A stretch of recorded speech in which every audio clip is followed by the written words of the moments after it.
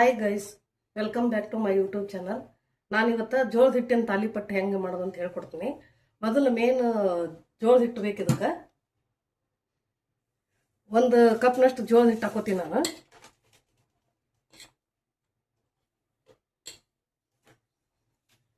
ಇವಾಗ 1/2 ಕಪ್ನಷ್ಟು ಗೋಧಿ ಹಿಟ್ಟು ಹಾಕೋತೀನಿ. ನಿಮ್ಗೆ ಎಷ್ಟು ಬೇಕೋ ಅಷ್ಟು ಹಾಕೋ. 1 ಕಪ್ನಷ್ಟು ಅಕ್ಕಿ ಹಿಟ್ಟು ಹಾಕೋತೀನಿ ನಾನು. 1 ಕಪ್ ಮೈದಾ ಹಿಟ್ಟು, 1 ಕಪ್ ಕಡಲೆ ಹಿಟ್ಟು ಹಾಕೋತೀನಿ. ಈಗ ಮೊದಲಿಗೆ ಎಲ್ಲ ಹಿಟ್ಟು ಮಿಕ್ಸ್ ಮಾಡ್ಕೋಬೇಕು. ನಾನು ಜಾಸ್ತಿ ಮಾಡ್ತೀನಿ, ಅದಕ್ಕೆ ಜಾಸ್ತಿ ತೊಗೊಂಡಿನಿ. ನೀವು 2 ಸ್ಪೂನ್ ಹಾಕಿ ಮಾಡ್ಕೊಳ್ಳಿ, ಸ್ವಲ್ಪ ಸ್ವಲ್ಪ ಮಾಡೋ ಹಾಗಿದ್ರೆ. ಇವಾಗ ಇದಕ್ಕೆ ಸ್ವಲ್ಪ ಅರಿಶಿಣ ಪೌಡರ್ ಹಾಕೋತೀನಿ, ಸ್ವಲ್ಪ ಕೊತ್ತಂಬರಿ ಸೊಪ್ಪು, ಮೆಂತ್ಯ ಸೊಪ್ಪು, ಒಂದು ಅರ್ಧ ಕಟ್ ಹಾಕಿ ನಾನು ಮೆಂತ್ಯ ಸೊಪ್ಪು, ಒಂದು ಅರ್ಧ ಕ್ಯಾರೆಟ್ ತುರಿ ಹಾಕ್ತಾ ಇದ್ದೀನಿ, ಸ್ವಲ್ಪ ಕರಿಬೇವು ಸೊಪ್ಪು, ಈರುಳ್ಳಿ ಚಿಕ್ಕ ಚಿಕ್ಕದಾಗಿ ಹೆಚ್ಚಬೇಕು, ಕಟ್ ಮಾಡಿದ್ದು ಒಂದು ದೊಡ್ಡದು ಈರುಳ್ಳಿ ಹಾಕ್ತಾ ಇದ್ದೀನಿ ನಾನು, ಜೀರಿಗೆ 1 ಟೇಬಲ್ ಸ್ಪೂನ್ ಅಷ್ಟು, ಸೌತೆಕಾಯಿ ಒಂದು ಅರ್ಧ ಹಾಕ್ತಾ ಇದ್ದೀನಿ. ಇವಾಗ ನಾನು ಹಸಿಮೆಣಸಿನ್ಕಾಯಿ ಹಾಕಿಲ್ಲ, ಹಸಿಮೆಣಸಿನ್ಕಾಯಿ ಪೇಸ್ಟ್ ಹಾಕ್ತಾ ಇದ್ದೀನಿ 1 ಸ್ಪೂನು. ನೀವು ಖಾರಕ್ಕೆ ಎಷ್ಟು ಬೇಕೋ ಅಷ್ಟು ಹಾಕೊಳ್ಳಿ. ಉಪ್ಪು ರುಚಿಗೆ ತಕ್ಕಷ್ಟು. ಎಲ್ಲ ಸೇರಿ ಮೊದಲ ನೀರು ಹಾಕ್ಲಾರ್ದ ಮಿಕ್ಸ್ ಮಾಡ್ಕೋಬೇಕು.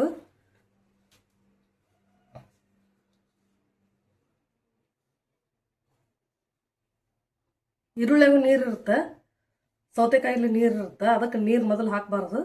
ಆಮೇಲೆ ನೋಡಿ ಸ್ವಲ್ಪ ಸ್ವಲ್ಪ ಹಾಕೊಂಡು ಕಲಿಸ್ಕೋಬೇಕು.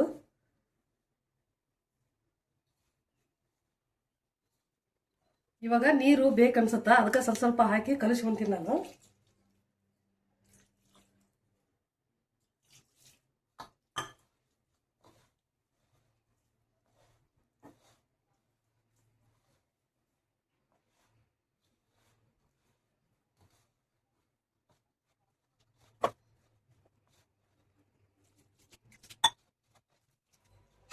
ಇವಾಗ ಹಿಟ್ಟು ಕಲಸಿದ್ದಾಗಿದೆ, ಈ ಹದಕ್ಕಿರಬೇಕು.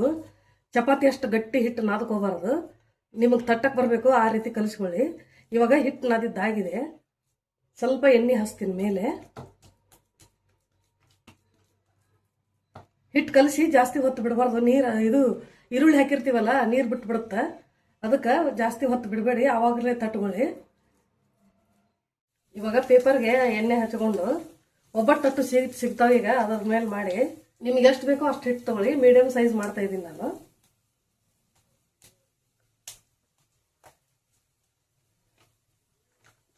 ನೀರು ಹಚ್ಕೊಂಡ್ರೆ ತಟ್ಕೊಳ್ಳಿ, ಎಣ್ಣೆ ಹಚ್ಚಿರೋ ತಟ್ಟಿ. ನಾನು ನೀರು ಹಚ್ಚಿ ತಟ್ತಾ ಇದ್ದೀನಿ ಇವಾಗ.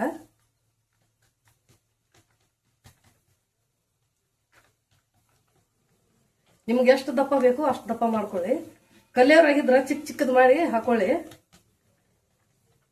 ಒಮ್ಮೆಗೆ ದೊಡ್ಡದು ಮಾಡಕ್ಕೆ ಹೋದ್ರೆ ಬರುದಿಲ್ಲ. ಇವಾಗ ತವಕ ಸ್ವಲ್ಪ ಎಣ್ಣೆ ಹಾಕೊಂಡು ತಟ್ಟಿದ ರೊಟ್ಟಿನ ಎತ್ತಿ ಹಾಕೋಬೇಕು.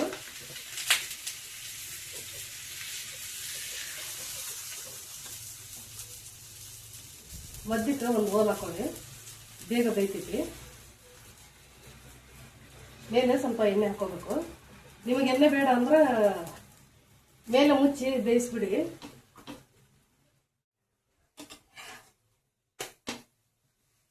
ನಿಧಾನ ಉರಿಯಲ್ಲಿ ಬೇಯಿಸ್ಬೇಕು ತಾಲಿಪಟ್ಟ.